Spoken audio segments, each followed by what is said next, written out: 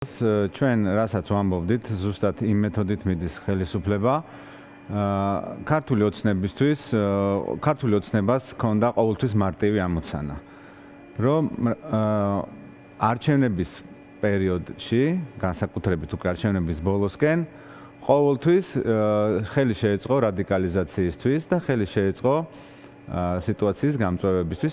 ისინი ყოველთვის ამისთვის იყენებდნენ ნაციონალურ მოძრაობას და ყოველთვის ქართული ოცნება ეს ამოცანა შემდგომში მდგომარეობდა, რომ ამით ხელი შეეშალა საკუთარი ელექტორატის გადინებას. ამით ეს იყო მთავარი კარტი. დღეს ეს კარტი რჩება. არ არსებობს არანაირი სხვა პროპაგანდა, არანაირი რაღაცა ომის რაღაცა სხვა მეთოდების, არსებობს ერთადერთი ქართული ოცნებისთვის უცვლელი კარტი, რომელსაც ის ყოველთვის იყენებდა აქამდე, ის იყო რაღაცნაირად მოეხთინა პოლარიზება სიტუაციის რადიკალიზაცია და ამით ხელი შეეშალა იმ ამომრჩევლის გადინებისთვის, რაც მისთვის ყოველთვის არის ძალიან მნიშვნელოვანი. მე არ ვუშვებ და არ ვფიქრობ იმას, რომ ქართული ოცნებისთვის ამომრჩევლის პოზიციონირებას მისთვის არ აქვს მნიშვნელობა. ბიძინა ივანიშვილისთვის და ქართული ოცნებისთვის ყოველთვის მნიშვნელოვანი იყო ელექტორატის შენარჩუნება და ამისთვის ყოველთვის იყენებდა ამ მეთოდს. ახლაც ამას იყენებს. დარწმუნებული ვარ 4 ოქტომბრამდეც ბევრი სხვადასხვა რაღაცები მოხდება. რადიკალიზაციის გზა არის მათთვის ელექტორატის შენარჩუნების იმ შემთხვევაში, როდესაც პროპაგანდაში შემოყავს, რომ აი ისევ რაღაცა ნაციონალურ მოძრაობა ამას არ გადაავა არასდროს ქართული ოცნება, მაგრამ სანამ უბრალოდ არ ნახავს, რომ ამას უკვე აზრი აღარა აქვს. და ჩვენ უკვე იმ ეტაპზე ვართ, რომ თითქმის ამას უკვე აზრი აღარა აქვს, მაგრამ მაინც რადგანაც ეს არის აპრობირებული მისთვის, სხვა რადგან არ დარჩა არაფერი. უბრალოდ სხვა ხერხი არაფერი არ დარჩა. აი მითხარით რა უჭირავს ქართულ ოცნებას გარდა იმისა, რომ მაგალითად აი დღევანდელი ასეთი პროვოკაცია გააკეთოს, ხო? ის ბავშვიც ხო დაღუპეს, ხო? ის რაღაცა ახლა ბავშვი იყო აშკარად, ეხლა კადრში ეტყობოდა, რომ სადღაც იარაღით შევარ და იმაზე ვამბობ, ეხლა ვიღაცამ ხო წააქეზა, წადიო ხო უთხრა, რომ არავინ არაფერს არ გიზავს, ხო უთხრა რომ პოლიცია ჩვენია და ხო იცი შენ არავინ არაფერს არ გიზავს, ხო ნახეთ კადრები ვიღაცა რო ეუბნებოდა ჯოხიანი კაცი, თქვენიანი ვარ, არ დამაკავოთო. აქვს ხელისუფლებას ეს. მაშინ როგორ ავხსნათ ის რაც ხდება თავად ქართული ოცნების რიგებში, მათი ყოფილი თანაგუნდელების მიმართ. ასევე დაკავებები და ასევე დაანონსებული ყოველ შემთხვევაში ოპოზიციის მხრიდან დაკავებები არ გამორიცხავენ ღარიბაშვილის დაკავებას, თუმცა დღეს ირაკლი კობახიძემ ისაუბრა ამის თაობაზე და თქვა, რომ ტელეფონითაც ვესაუბრე ღარიბაშვილსო და ზოგადად ამ კითხვას პასუხი არ გასცა, თქვა, რომ ეს პროვოკაციული შეკითხვა არისო. აი თქვენ რითი ახსნით? რაში სჭირდებოდა ჯანშერ ბურჯულაძის დაკავება, სად მიდის აი ეს გზა და ეს რა ხერხია მაშინ? ფაქტი არის ერთი. ბიძინა ივანიშვილს უყვარს ფული ძალიან მაგრად და ბიძინა ივანიშვილი ფულის გამო ყველაფერს აკეთებს. ყველაფერს საერთოდ ეს ადამიანი თავის ცხოვრებაში აკეთებს ფულისთვის. არ იცის რატო უნდა ამდენი, მაგრამ აკეთებს. ეს არის მისი ბუნება, ამას ვერაფერი ვერ შეცვლის. ის რომ ბიძინა ივანიშვილმა ვიღაცებს მოთხოვა ფულის უკან მოტანა, ეს ფაქტია. მოპარული ფული მან ჩათვალა, რომ ის ფული მასთან არ მივიდა, რაღაცა ნაწილი, რომელიც კუთვნილ ფულად. თქმა უნდა, ბიძინა ივანიშვილი თვლის, რომ ბიუჯეტის ფულიც მისია. ანუ მარტო ის კი არა, რაც მასა. ანუ ბუნებრივია და შესაბამისად, რადგან ეს ქვეყანაც მისია, ის ფულიც მისია. არსებობს ესეთი გამონათქვამი ქურდის ხონდაო, მაგრამ ეს ცხონება ბიძინა ივანიშვილს არ შეეხება არასდროს, იმიტომ რომ ის ითხოვს ამ ფულს. ის თვლის, რომ მას მოპარა ღარიბაშვილმა, ან ყოველ შემთხვევაში იმდენი არ მიიტანა, რამდენიც უნდა მიეტანა. მოპარა სხვა, ამიტომ ეს ამ ფულს ითხოვს. ამ ფულის დასაბრუნებლად ბიძინა ივანიშვილი ხშირ შემთხვევაში ხდება სასტიკი და ოლმობელი. და ჩვენ ნახეთ ბატონი ბაჩიაშვილის მიმართ. მან ყველაფერი გააკეთა. ბაჩიაშვილის დედა იქნება გაცემის დასკვნით ნაწილში, ჩემი სტუმარი, მისმა ადვოკატმა ივანიშვილის მან ფული მოპარა, მე თulis რომ მას ფული მოპარა, ის ყველაფერზე წამსვლელი არის, აბსოლუტურად. მიუხედავად იმისა, რომ მე ვთვლი, რომ ბაჩიაშვილთან შემთხვევაში ის არის, რა თქმა უნდა, მტყვანი, ის არ არის მისი ფული. ბაჩიაშვილმა იმ თავისი ბიზნეს, რა თქმა უნდა, თავისი იმოცემულობით გააკეთა. ხა ბიძინა ივანიშვილი ამ შემთხვევაში იყო ჩვეულებრივი ბანკირი. ჩვეულებრივი ბანკის ფუნქცია ჰქონდა. ბანკით მიცა ეს ფული რაღაც თავისი ჯიბიდან ხო არა მოუწია. მაგრამ ეს დახმარებაც ჩათვალა, მაგრამ ნახე რა გააკეთა ბაჩიაშვილი ჩამოსაყვანად.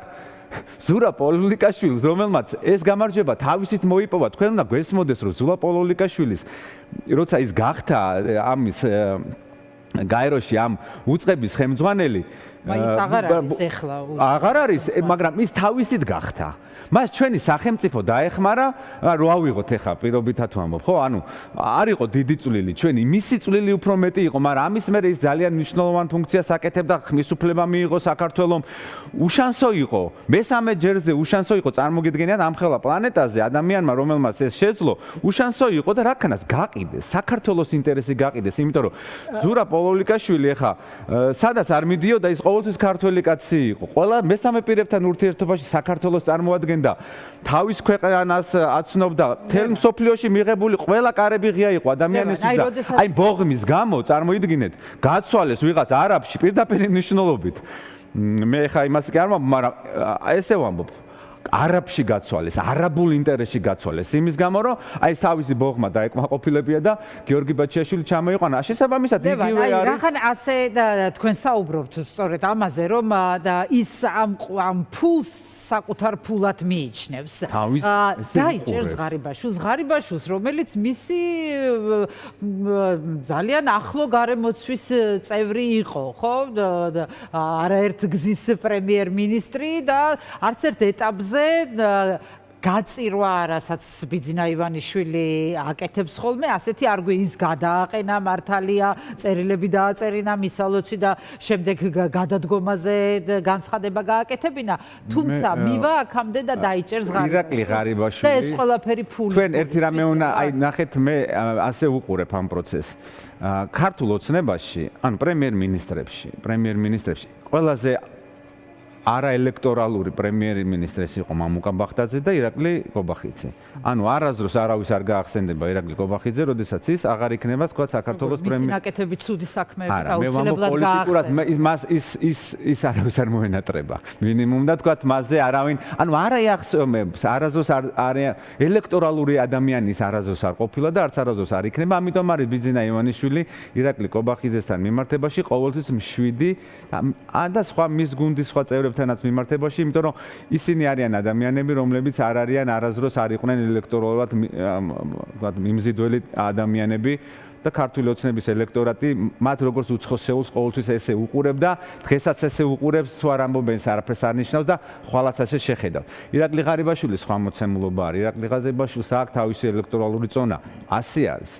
შესაბამისად, ირაკლი ღარიბაშვილის დღესვე ასე უცებ ხელაღები დაჭერა, რა თქმა უნდა, ეს შეიძლება ამ არჩევნების წინ არ იყოს ძალიან დიდი მომგებიანი, მაგრამ მე ვერ პროგნოზირებ, დიდი ხანია მე მასთან ურთიერთობა არ მქონია, ამიტომ არ ვიცი ეს ადამიანი სიშლეგე სადამდე არის ასული. შესაბამისად, რადგან თქვა გადაიდგა ნაბიჯი და ბურჭულაძე დააკავეს, ბურჭულაძე უნდა გვესმოდეს ყოველას, რომ იყო ყოველთვის მომსახურე პერსონალი ღარიბაშვილის გარეშე ბურჭულაძე არ არსებობდა, სადაც მისი კარიერა იყო, ის იყო ღარიბაშვილი. ანუ ეს იყო გზავნილი ღარიბაშვილისადმი. შესაძლებელია დღესაც ვიღაცეები პოლიტიკურ მასაჯულებას, ეხა პოლიტიკურია მასაჯულება ამ ქვეყანაში და ვინც დღეს ეს ხელისუფლება ეხება, პოლიტიკური მასაჯულების ქვეშ ექცევა, ამას ხალი არ გაუვა, რა თქმა უნდა, ყველა პოლიტიკური მასაჯულების ნაწილია. ამ პოლიტიკურ მასაჯულებასაც ბურჭულაძეს მიმართ იყენებს ხელისუფლება, ან ღარიბაშვილის წინააღმდეგაც იყენებს, იმიტომ რომ ხო არც ბურჭულაძეს არ აქვს სამართლიანი სასამართლო, ჩვენ ხო თან ხვდებით, ეხა თუ ვიღაცისთვის არ არსებობს სამართლიანი სასამართლო, არც ბურჭულაძისთვის არ არსებობს სამართლიანი სასამართლო. ბურჭულაძემ თავად სხვათა შორის რომ რაღაცით არის მოტივირებული მისი დაკავება. მაგრამ არ უთქვამს რომ ეს გაბრაზდებიან. ეს ხალხი ხო დაკარგულია ქართული ოცნებისთვის. ამიტომ ვამბობ, დღეს ეხა 20 სექტემბერს დააკავებენ ღარიბაშვილს თუ არ ვიცი 7 სექტემბერს მე ამაზე თავს ვერ დავდებ. შეიძლება საერთოდ არ დააკავონ, შეიძლება დააკავონ, არ ვიცი, ვერ გეტყვით, მაგრამ ის რომ ქართული ოცნებისთვის ამ ეტაპისთვის მნიშვნელოვანი არის რაღაცნაირად შეაკავოს ეს ელექტორალური გადინება და ეხა ღარიბაშვილზე შეხება საკმაოდ მძიმე დარტყმა იქნება ელექტორალურ თვალსაზრისით. ამიტომ აქედან გამომდინარე სხვა ვერ ვამბობ, არ შემილია ხა ამის თქმა, არა მაქვს ამის ვერ მივცემ ჩემ თავს ამის უფლებას, რომ რაღაცაზე ვილაპარაკა, მაგრამ ის რომ ბიძინა ივანიშვილი როგორ ჩანს ვიღაცებს ფულს თხოვს. ისიც ჩანს, რომ ვიღაცები ამ ფულს არ იხდიან, ახლა ბურჭულაძეს რომ პირობითად ვამბობ, დავანებოთ ამ ბურჭულაძეს თავისი გაჭირვებია. რაღაცა რო ყოფილიყო, თქვათ ეს სიმპტომები ვიღაცა ფულს იხდიდა, ახლა ორი ადამიანია, ხო? თავდაცვის სამინისტროდან დაკავებული. ერთ-ერთი არის ბატონი ხაინდრავა. აი ნუ როგორ ფიქრობთ ეხა მათი ოჯახის წევრებისთვის. ეხა ხაინდრავა არის კორუმპირებული და კახაკალაძე კარგი კაცი არის, რომელიც ეხა ქალების დაჭერაზე არის გადასული და რაღაც გებუაძის სინდრომი შეეყარა მართლა არარაობას, რომ იმის გამბედაობაც არ აქვს, რომ გამოვიდეს და თქვას, რომ კაი ჯანდაბამდე წაუღია, ხო? იმას ეს რაღაც სხვა ჯიში არის. რა ვნებებია ეხა მაგალითად და ვიღაცამ შეასხა მაგალითად მის ბანერს საღებავით და ამის გამო ეხა 23 წლის გოგო ეხა ყაჩაღურად უნდა დაესხას თავზე პოლიცია და ეხა პოლიტიკური ლიდერი და გასაგებია და გამოდი გასაგებია მესმის და ამიტომ გამოდი შეკაიკაცო თქვი რომ ну кай რაც გინდათ ისქენით თუ გინდათ დადგით ჩემი ისა და ასხით რამდენიც გინდა ამის გამო ადამიანების ციხეში მშობლების ახალგაზრდა გოგოების ციხეში ანუ უბრალოდ მაინტერესებს ამ კალაძეს არ წხვენი ან იმათ მაინც არ წხვენიათ ვინც უნდა წახვიდეთ და ამ ადამიანზე ფიქრობთ რომ ხარი დაუჭიროთ კაცი რომელიც ქალებს აჭერიებს იმის გამო რომ ვიღაცამ სადღაც მის ბანერს რაზე მეტყველებს ეს ყველაფერი ლევან? აი რაზე მეტყველებს? რა მდგომარეობაზე მეტყველებს ქართული ოცნების?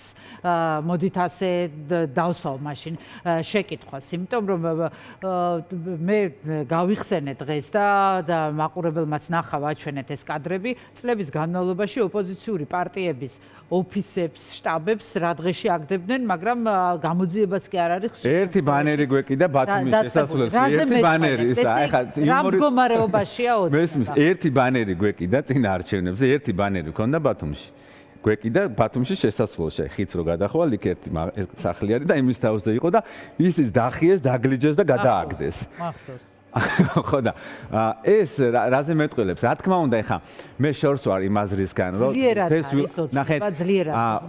სუსტად არ გძნობს ყოველ შემთხვევაში, ანუ რადგან ის ჩაჯდა ამ პოლიციური რეჟიმი დაიყენა გარედან. ეხა ჩვენ უახლოეს წარსულში ეხა აღარ წავალთ, ბევრ ლაპარაკს არ დავიწყებთ, მაგრამ გვინახავს, რომ თუ ჩადგა პოლიცია რეჟიმის სამსახურში, ბოლო ისტორიამ გვაჩვენა, რომ ხანდახან მიყვებიან კიდეც ბოლომდე. ამიტომ აი ეს ილუზია რომ თქვა მაგრად არიან და რაღაც რადგან ეხა სასამართლო პროკურატურა და პოლიცია ჯიბეშია და ადვილია ხო მაგალითად ამ აქტივისტი გოგოს დაკავება რომელიმე პოლიტიკური ლიდერის დაკავება პირობითად ვამბობ ეხა კაცი იყოს და სანქციას მოუძებნი და როცა გინდა მაშინ დაიჭერო ხო იყო ესეთი დროებაც ამ ქვეყანაში რომ თავარია სურვილი იყოს და ვისაც უნდა ისინი ეხა თითქოს გძნობენ მაგრამ მე არ მგონია რომ ეს სიძლიერის არ მეტყველოს არც იმას ვიტყვი, რომ თქვა ეხა აი რომ ამბობენ რომ რაღაცა შეშინებულები არიან, ჩამოშლის პირას არიან. ეს ილუზია, ესეც ამის თქმაც არ შეიძლება. არც იმის გაგულიანება შეიძლება, რომ ეხა რაღაცნაირად უცებ რაღაცა მოხდება, ერთ დღეში რაღაცა მიაწვევი და სისტემა ჩამოინგრევა. როდესღაც ჩამოინგრევა ამ მიწოლით ეს სისტემა, მაგრამ მე პირადად ვერ გძნობ, რომ ეს მოხდება უახლოეს პერიოდში. მე არ მჯერა ამის, ამიტომ ამბობ, რომ სიტყვით გიორგი გახარიაზე, მის მიმართ კიდევ დაიწყეს ახალი კამპანია, სხვადასხვა პროპაგანდისტულ მედიას რამდენად ადევნებთ თვალს არ ვიცი, მაგრამ გეცოდინებათ მისი ფონებების და სად რა შეიძინა, ანუ რაღაც ეს რა თქმა უნდა, ეხა ელოდებით რომ ეს არის ზუსტად იგივე ტელევიზია, რომელიც თქვა საქართველოში ვიცი არ ჩამოვა ალბათ მანამდე ვიდრე არ ვიცი, როდემდე შეიძლება არ ჩამოვიდეს. ის თვითონ მიიღებს ამასთან დაკავშირებით გადაწყვეტილებას, მაგრამ მან იცის, რომ მისი გუნდი მის გვერდში დგას, ჩვენ ახლა თქმა უნდა მას არასდროს არ მივატოვებთ ამ სიტუაციაში. რა თქმა უნდა, ის არ არის აქ, მაგრამ ყოველდღიურად ჩართულია პარტიის საქმიანობაში. ჩვენ კამპანიაში ვართ, მონაწილეობთ ამ პროცესში, მოუწოდებთ ადამიანებს, რომ 4 ოქტომბერს მივიდნენ, ასევე მოუწოდებთ იმ ადამიანებს, რომ ხმა არ მიცენ ამ არაკაც, ამ არარაობას, რომელიც ქალების დაპატიმრებით არის დაკავებული და იმის გამბედაობაც არ აქვს და იმის ვაჟკაცობას არ ყოფნის, რომ თბილისში არ შეუძლია იმის თქმა, რომ დაანებეთ რა პოლიციისთვის იმის თქმა, რომ დაანებეთ ამ ადამიანებს თავი, რაც უნდათ ისქნან, გამოხატონ თავისი პოზიცია, ასხან რამდენიც უნდა ჩემბანერს და მე აგერა ვარ და წავალ მე მივიღებ მონაწილეობას, მაგრამ ხარიას დაკავება გადაწყვეტილი აქვს ივანიშვილს თქვენი აზრით. იმის გამბედაობაც არ ყოფნის ამ ადამიანს, რომ ეს თქვას, რომ ქალებს ნუიჭერთ, იმიტომ რომ არ არის, არც არასდროს არაფერი არ ყოფილა, გარდა იმისა, რომ ალბათ კარგად რა თქმა უნდა, კარგ ფეხბურთს თამაშობ და იმის იქით ეს არარაობაა ჩვეულებრივი.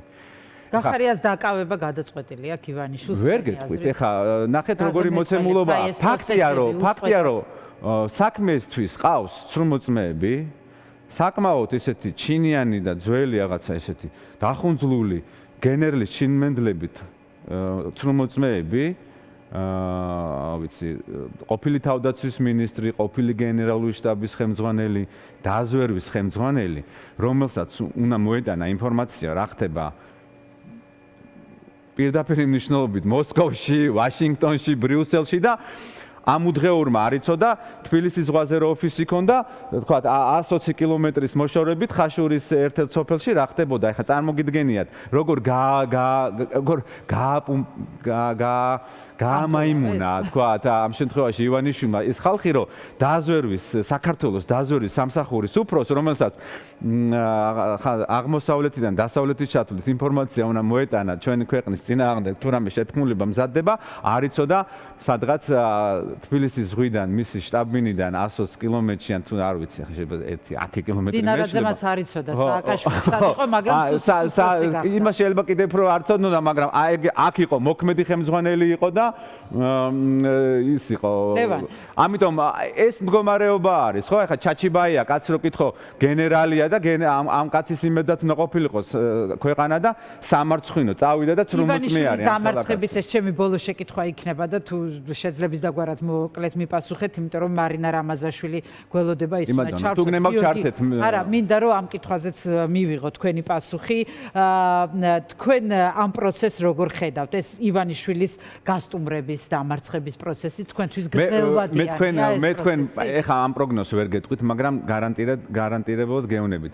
როდესაც ჩვენ შეთავაზებაზე, რომ ჩვენ ყოლოდა ყველას ერთად საერთო კანდიდატი მერობის. ჩვენ თბილისს მოვიგებდით, ეს იყო ადვილი გზა ყველა პრობლემის გადაჭრის, თქვა, პოლიტპატიმრებთან მიმართებაშიც, ქართული ოცნების სერიოზულად დასუსტებაშიც, საერთაშორისო მხარდაჭერის უფრო მეტად მობილიზებაში, ვადამდელი არჩევნების დანიშნვის მოახლოებაში, ეს იყო ადვილი გზა, რადგან ეხა ბრძოლა გართულდა, მე რა თქმა უნდა არ მივცემ თავს იმის უფლებას, რომ რაღაცა პროგნოზი კიდე გავაკეთო. ზოგი ფიქრობს, რომ ასე იქნება, ზოგი ფიქრობს, რომ ისე იქნება, მაგრამ ჩვენ ვფიქრობთ, რომ პირველ ეტაპზე მნიშვნელოვანი არის არჩევნებზე მისვლა, ჩემი ღრმა რწმენით. მე არავის არ ვარ. პარალელურად იქნება ძალიან დიდი აქცია. ეს ადამიანების გადასაწყვეტია, წავლენ თუ არ წავლენ ამ აქციაზე, მაგრამ მნიშვნელოვანი არის არჩევნებზე მოსვლა, იმიტომ რომ მე ვფიქრობ, რომ არჩევნები არის ის გზა. მე მგონია, რომ არჩევნები რო გაყალბდება, თქვენც იმ აქციაზე მოგიწევთ საბოლოოდ. არჩევნები გაყალბდება თუ არ გაყალბდება, ამას ამ ეტაპზე ჩვენ სხვა დროის ვილაპარაკოთ, მაგრამ არჩევნებზე მოსვლა არის მნიშვნელოვანი. და რა თქმა უნდა ბრძოლის გაგრძელება არის მნიშვნელოვანი. ეჭქვეშ აყენებთ რომ არჩევნებს ივანიშვილი არ გააყალბებს და სამართლიანად არა, მე არ მithქვამს რომ არ გააყალბებს მეთქი. მაგრამ ამაზე სხვა დროს ვისაუბროთ, მე ვფიქრობ რომ არჩევნებზე მისვლა არის მნიშვნელოვანი, შეფასებები შემდგომშიც იქნება, მაგრამ ის რომ თქვა ბრძოლა უნდა გაგრძელდეს. გაგიყალბეს აქციაზე დადგებით. ბრძოლა უნდა გაგრძელდეს.